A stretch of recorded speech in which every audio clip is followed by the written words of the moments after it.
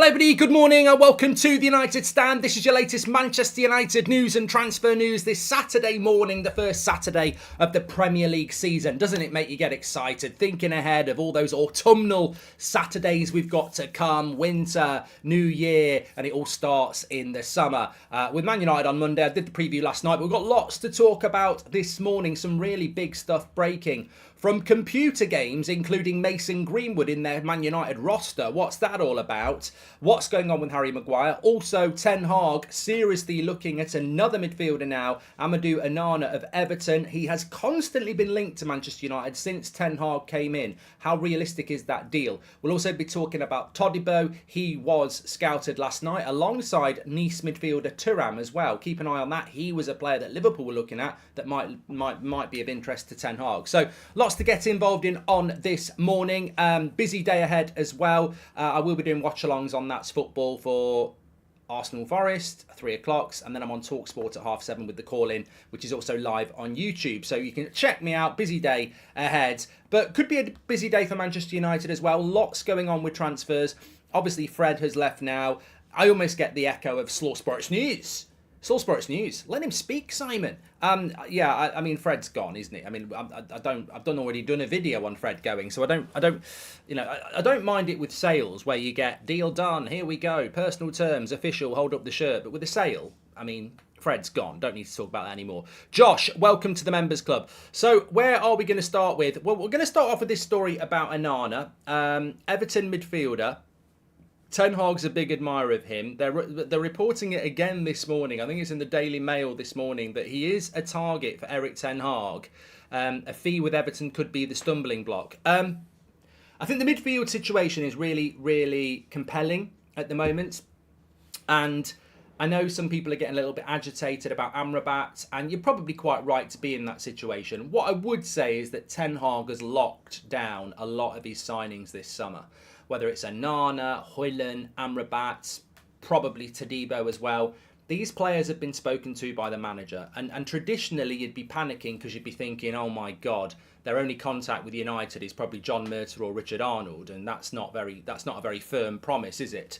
But with Ten Hag, what he's done this summer is he's put a lot of work into the players himself. There's been a lot of one-on-ones. There's been a lot of chats.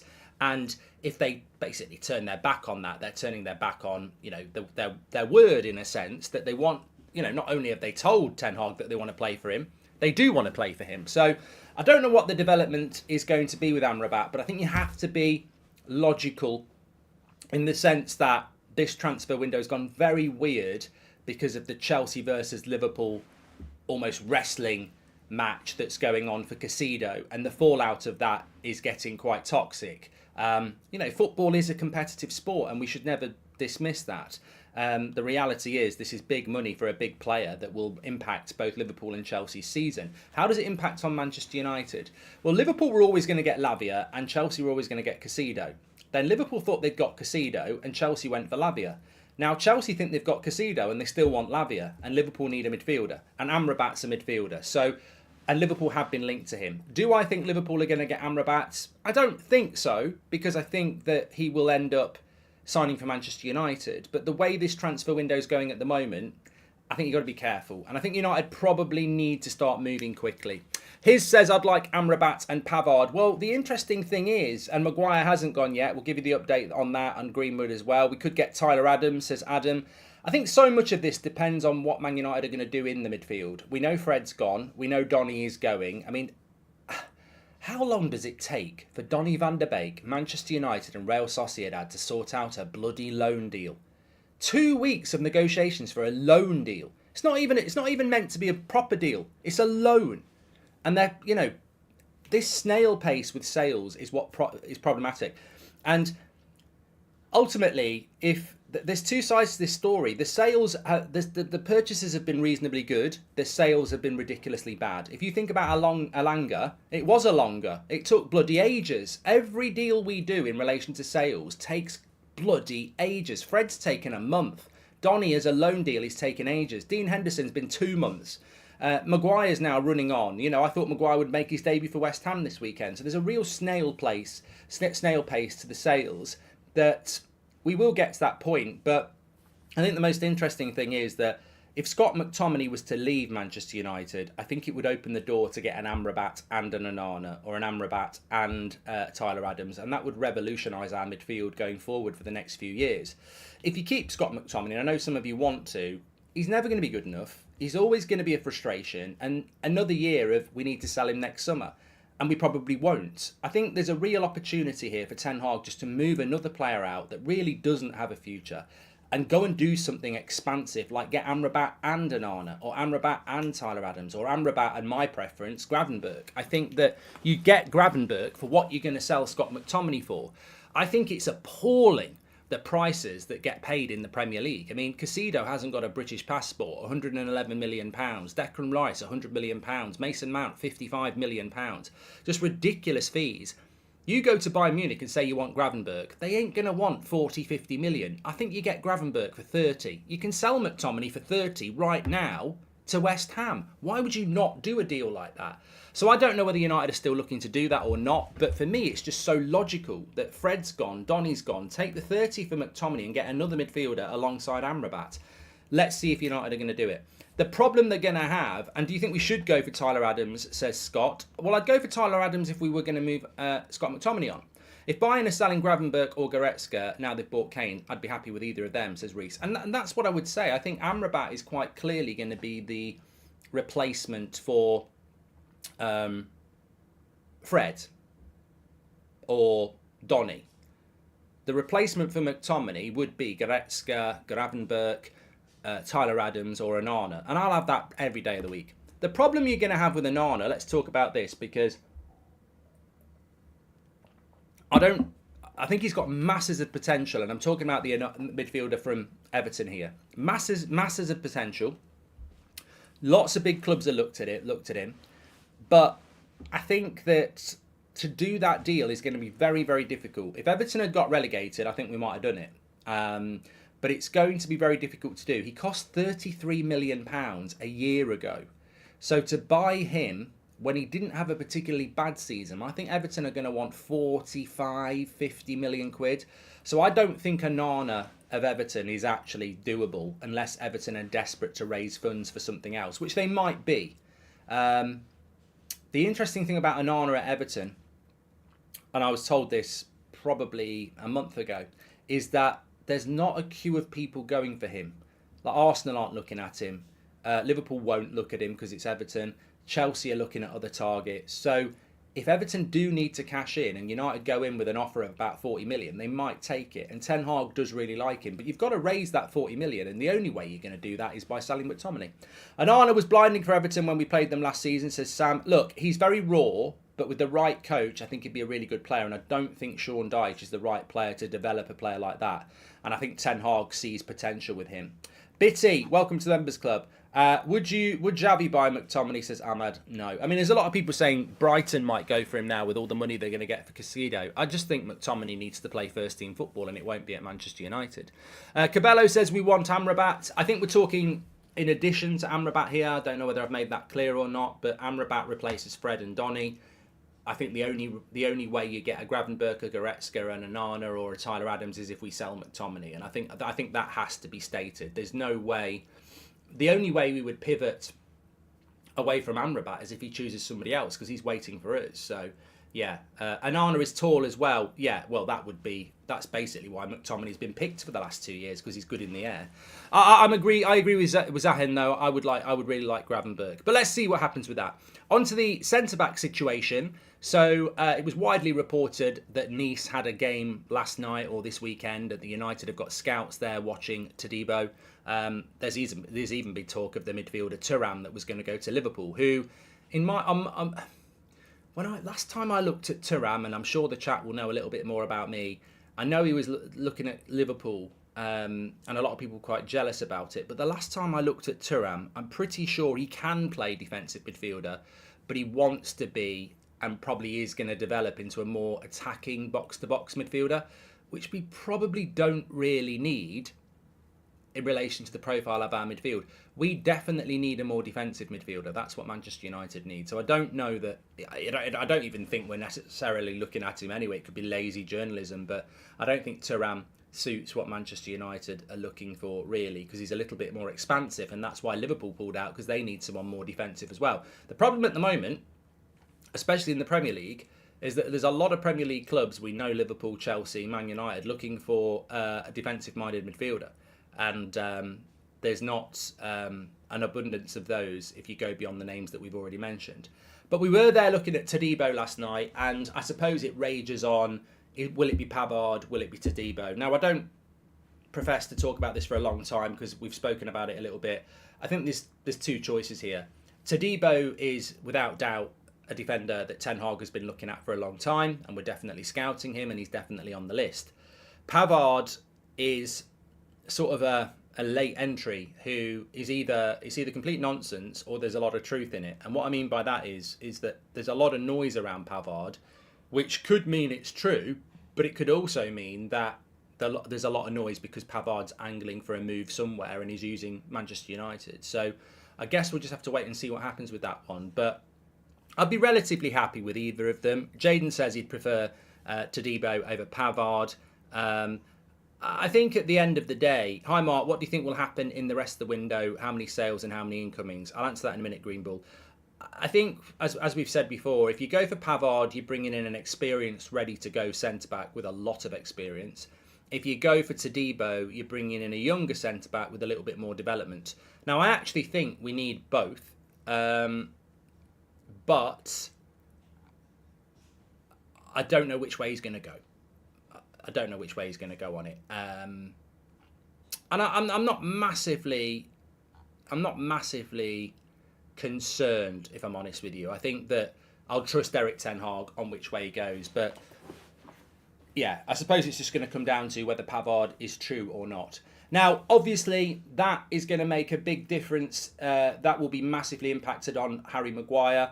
What's going on with Harry Maguire? Mark, we couldn't score last year. Any news on another striker, says Michael. We've got news on Mason Greenwood I'm going to talk about in a minute. I'm just getting my body armour on for the the torrent of abuse from both sides that is no doubt going to come in. Get your crash hats on. With United doing business in Italian League, is there any good centre-backs in the Italian League, says Darren? Well, I don't think we're exclusively doing business in the Italian League. I think it just so happens that there was a couple of players from that league that Ten Hag wanted. So there's plenty of good centre-backs there, but none that we're linked to at the moment. JJ's going to protect me. In relation to Harry Maguire, so the latest with Harry Maguire is that obviously we agreed a fee with West Ham on Wednesday. David Moyes confirmed this in his press conference yesterday.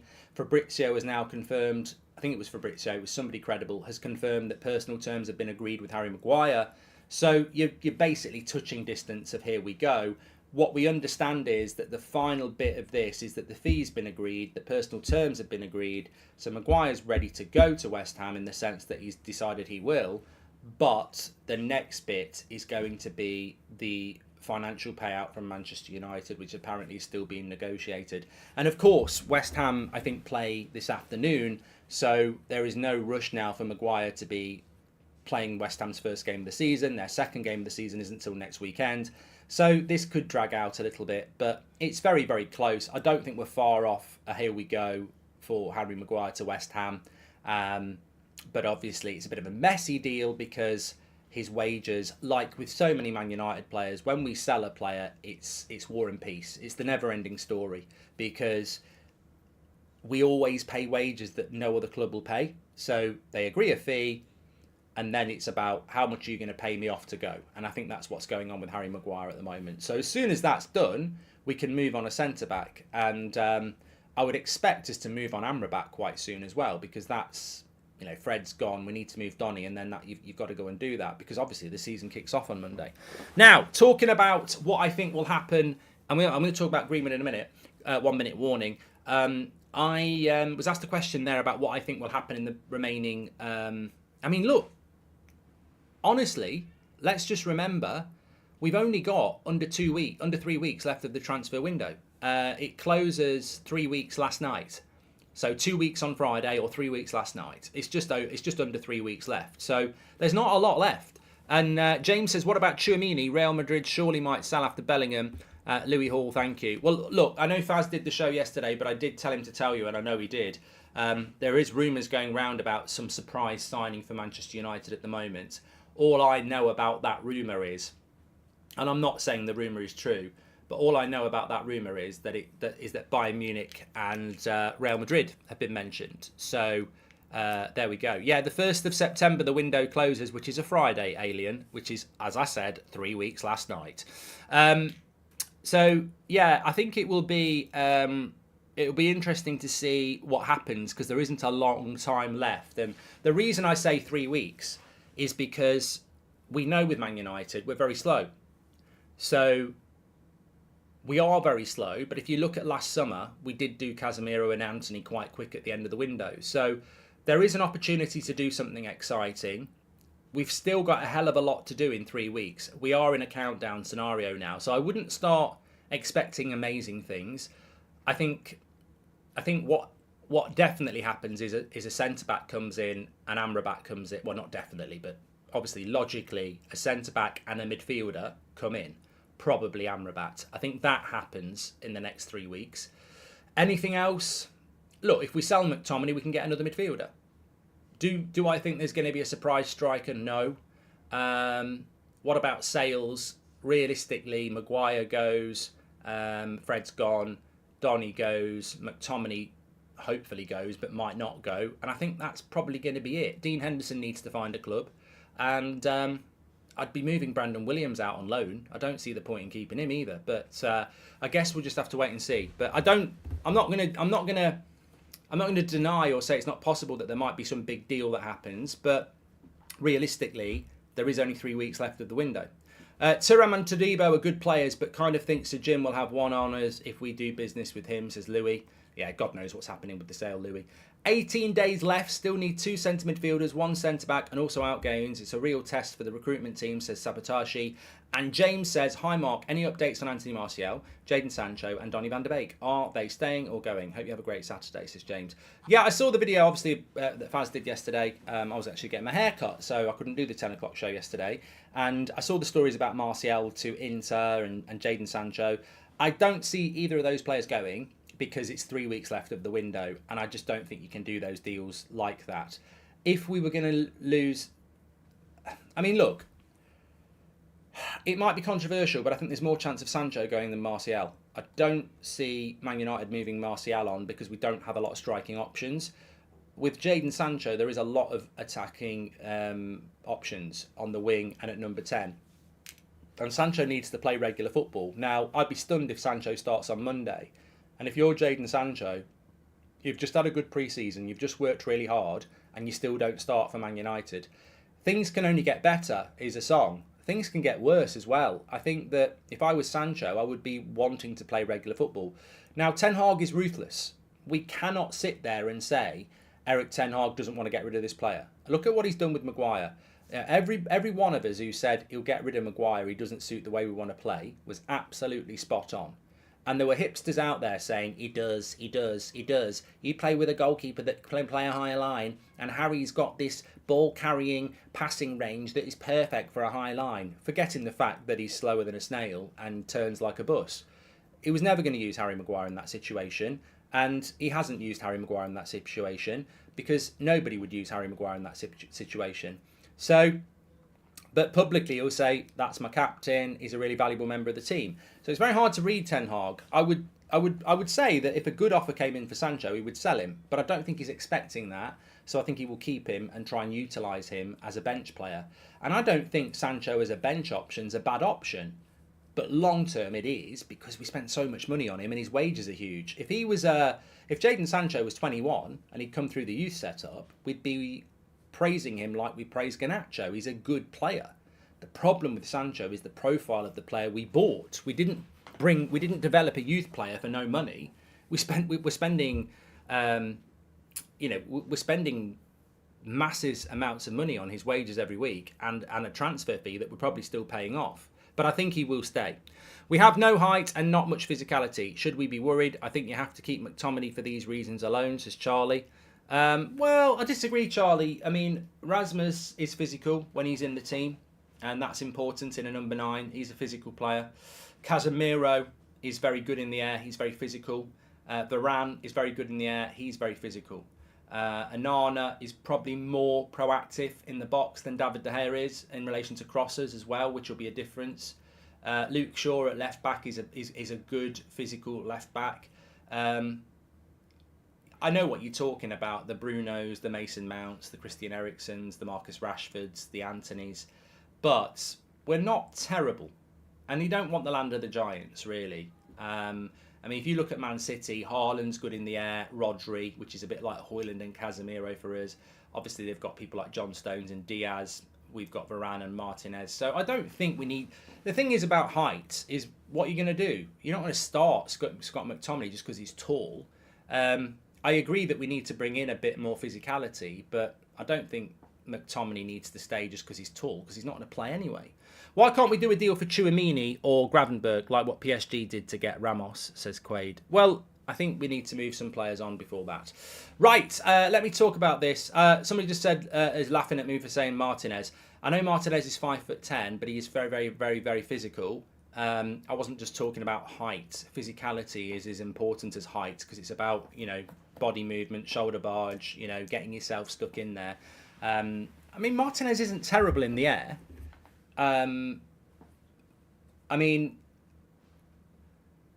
what I'm trying to say is you're not going to get rid of Martinez because he's 5'10". He is what he is, and he's absolutely intrinsically important to that team.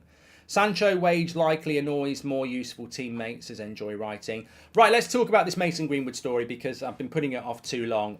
So a story came out this morning that the computer game, which I don't play, on another platform. No, it's not on another platform. It's not the FIFA one. It's Pro Evo or something. United have got a deal with them. That's their computer game deal, isn't it? And apparently Mason Greenwood has been included on the roster for that.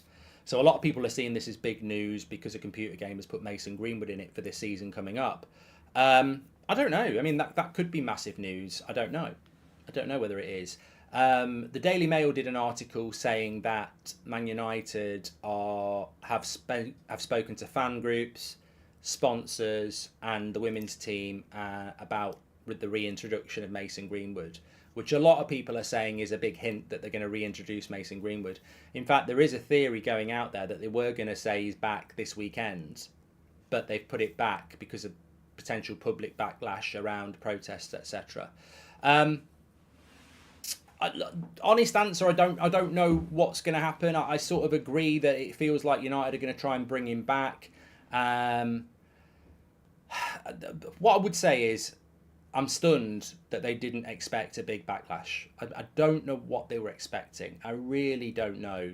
Were they expecting football fans, Man United fans more specifically, to go, oh, it's fine, he's a good footballer, get him back? Now, I know some of you will do that. A lot of you will do that. A lot of you are doing that in the chat now, and that's your decision. That's fine.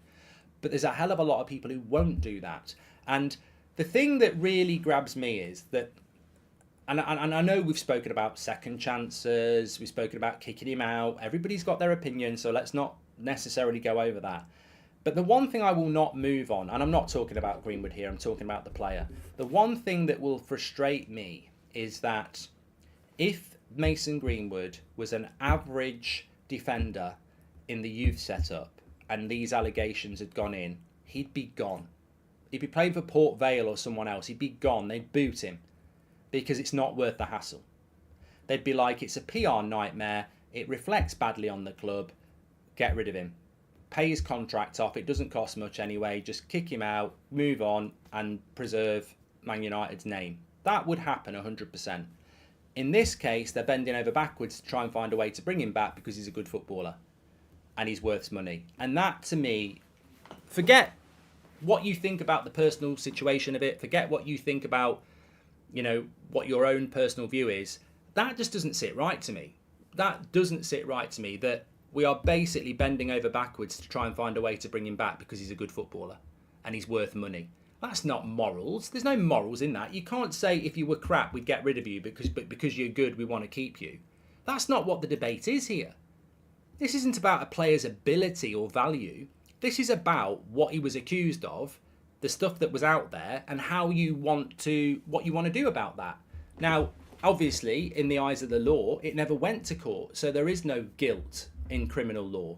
But there's still tapes, there's still pictures, and there's still the court of public opinion, which is going to be quite abusive, obviously. So United, for me, I just think they've handled it badly. And I think it leaves a bad taste in the mouth when you know that if this was, like I say, some average young defender in the youth setup that was never going to make it anyway, they'd boot him out. But because it's a player that's worth something, they're trying to find a way to keep him, which completely ignores the reason you should be making a decision. It's got nothing to do with talent. It's got nothing to do with value. You're meant to be looking at the accusations and what went on and saying, do you want somebody like that at your club? Now, people will say, he's innocent, he's innocent, he's innocent. Well, that's absolutely up to you. But if I've got a business and one of my employees is accused of stuff like that, whether he's innocent or not, do I want that associated with my brand? That's up to me. That's my choice. It feels to me like United have never looked at it like that, and they've looked at it, well, he's a good player and he's worth money, so we've got to try and keep him. And that's not what they're meant to be doing. They're meant to be looking at this in relation to the bigger picture, which is causing a huge backlash. You've got people protesting and unhappy within the fan base. I also think it's really unfair how the stories over the last 48 hours have come out that United want to speak to some of the women's players who are playing for England at the moment. Well, there's only 3. So those 3 United women players that are playing for England are now public enemy number 1 with some of our fans who are probably in their DMs, in their replies, while they're playing in a major tournament saying, don't you dare fuck it up for Mason. And again, it's a PR nightmare from Manchester United in how they've handled this. Because I personally don't think they're waiting for 3 Man United women players to come back and decide on Mason Greenwood's future. But the way that story's been reported over the last 24 hours, it makes it out like it is. And you know what social media is like. You know, a black player misses a penalty and they get a load of racial abuse. That's how idiotic and thick people can be. So you put a story out there saying they're waiting for some Man United women players to come back from the World Cup. But there's only 3. How long do you think it takes for people to start abusing those 3 players and telling them you better let Mason back? It's fucking ridiculous the way that we've handled this. I don't know why it's taken 6 months. It would have took me 6 minutes to make my mind up, and I'm sure it would have took you 6 minutes to make your mind up. You go one way or the other and you stick with it.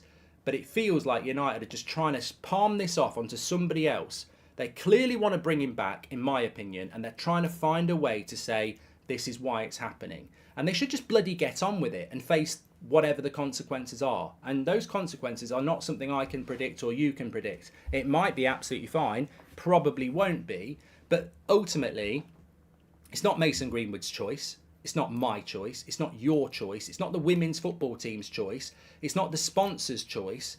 It's the Glazers' choice. They own the football club. Richard Arnold, he's the CEO. These are the people who are making the choice, and they're the people who should get the criticism. Don't start palming it off onto women's football team at Man United and players playing in a bloody World Cup. You know, show a set of bloody balls and come out and talk about it. And I'll tell you what, when Man United make a decision about this, I want to see Richard Arnold doing a fucking press conference about it. This is a massive decision to make. And I want to see Man United, you know, fronting up and fucking doing an interview on it. Don't put it out in a press release to your mates. Come out and tell us why you're making this decision and stop palming it off onto everybody else. Because it's a massive, massive decision for this football club.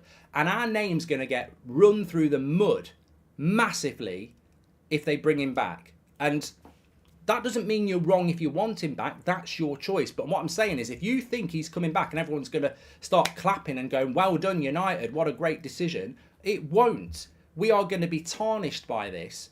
I mean, there's so much abuse out there about it within the fan base. You want to see what it's like with other clubs and their fans. I just think the season's about to start, and yet again, United have had 3 months with no football to make a choice, and they still haven't done it. And now the season's starting, and they're like still hanging on around it. I just think it's whichever side of the fence you sit on, and maybe you're sat on the fence. And look, there's a lot of cowards out there who won't say anything about it. They're more than happy to slag the hair off on TV, but they won't say anything about this. They're absolutely bloody terrified. It never gets mentioned in the mainstream. It never gets mentioned on radio. It never gets mentioned in the papers hardly at all, because people are shit scared of saying something about it. At least people like yourselves, even if you disagree, why can't we talk about it? It's not going to court. Why can't we talk about it? He's a Man United player. There is something to be spoken about here. Just bloody get on with it and deal with it. that people are terrified.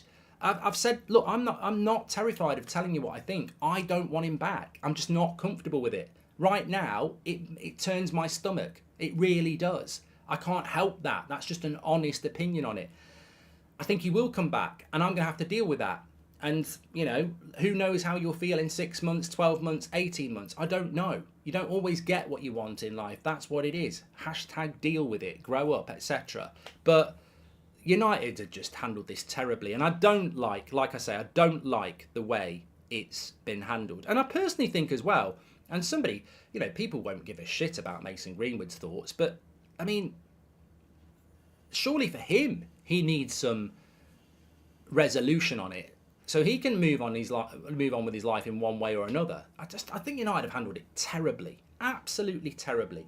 I mean, they're not bloody Sherlock Holmes. The investigation over the last 6 months, for somebody who's done investigations as well in relation to very serious matters, fuck knows what United have spent 6 months doing. I personally think they've sat in a room and gone, we don't know what to do. Let's just leave it for another month. Well, I don't. Next month, what shall we do? Don't know.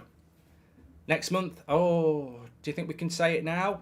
God, no. Have you seen that? Let's talk about something else. It's an interesting one.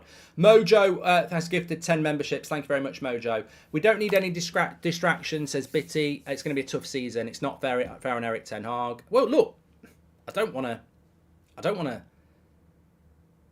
What if Ten Hag wants him back? What if Ten Hag's saying, I want him back? What if Ten Hag's saying, kick him out? We don't know what Ten Hag is saying, but this is what I mean. The backlash of it is terrible. You know, it's terrible for Marcus Rashford. It's terrible for Bruno Fernandes. It's terrible for Richard Arnold. It's terrible for Ten Hag. If they are supporting his return or supporting his exit, you know, this is what I mean. People need to just say what they think on this. Don't say nothing, because people don't respect that. You know, you make your decision and you stand by it, and then people make their decision based on that. But just get on with it. Oscar says, do you think Mason should come out and explain himself to the fans? Absolutely not. Absolutely not, because it would just be bullshit PR. I don't want that. I don't need some interview about I'm sorry and I'm starting my life again and this, that and the other. That I don't think we need that. Look, it's about the football. Get on with it, because there's no scrutiny in that interview. He's not gone to court. There is no guilty charge. Like, that's you know, I don't think he needs to come out and do an interview. I think that would be the worst thing you could do, because the people who don't like him will just say it's PR spin, and the people who do like him will believe a one-sided interview. That's not, in my opinion, that's not needed. That's PR. You don't need PR. Just make the fucking decision and let's everybody get on with it. On a purely football take, we've seen how Ten Hag treated Tony and Jordan's fitness before they could play. He's not going to be involved till the new year, says Glennie. Oh yeah, absolutely not. If he does come back, he ain't playing until the new year, and they still might loan him. I don't like it. I've suffered abuse myself, says Luke, but it's so confusing for them to go on and have a child together after this. What was it all for, says Luke. James, welcome to the Members Club. Thank you very much. And why can't we do a deal for Chimini and Gravenberch? We've done that one as well. Cade, thank you very much. Okay, that concludes the morning show. Always, never going to shirk it, but don't actually enjoy. You know what I would love on a personal note? I'd love not to have to keep talking about this. I hate the fact that we have to keep talking about this, because we've got a really good community and it gets chopped straight down the middle every time we talk about it, with passionate opinions on both sides. And I just don't like it. And ultimately, who's causing this? Manchester United are causing this, because I think everybody just wants to move on. Everyone wants to move on. And if he was back playing for Man United next month, there'd be a lot of you in the chat going, yeah, we won, my star boy and all this lot. And it would piss off the people who don't want it to happen. But at least that decision would be made and we can move on. We can't fucking move on. It's like a diagnosis that you're waiting for, isn't it? You know, is it bad? Is it good? It's living in this uncertainty that damages everybody. Just, I tell you, once the decision's made, things will get easier to discuss, because it's, you know, they've got that. I'm not for 1 minute saying it's a difficult decision. It is a difficult decision, and we all know that. But it should have been made a long time ago. It should have been made in June. You know, when nothing was going on, it should have been made in June. There's no games. They should have just done it in June and gone on with it. But there we go. Right, thanks everyone for watching. Just ahead of the day for you, we've got an 8 o'clock show tonight as per usual. I'm live on That's Football for Arsenal Forest at 12. I'm on That's Football for the 3 o'clock games as well. Obviously, if anything breaks, we'll be live here for you as well. But thanks everyone for tuning in this morning. You know, sometimes this is what it's all about having an opinionated community. We will not agree on everything. That's the whole point. So look, you know, I've seen a lot of your comments, but we've spoken about it over 6 months. I don't need to go back on what innocence is, what guilt is. You know, we've had those chats before. If you don't understand the UK legal system, I'm not about to start explaining it to you again now. But ultimately, this is about football now. Man United have got to make a decision, and I just wish they'd bloody get on with it, really. Thanks everyone for watching. Take care, and I'll see you probably at lunchtime on That's Football for another watch along if you're going to tune in for that. And we'll see you a bit later on this channel as well. Speak to you in a bit. Thanks for watching. Take care.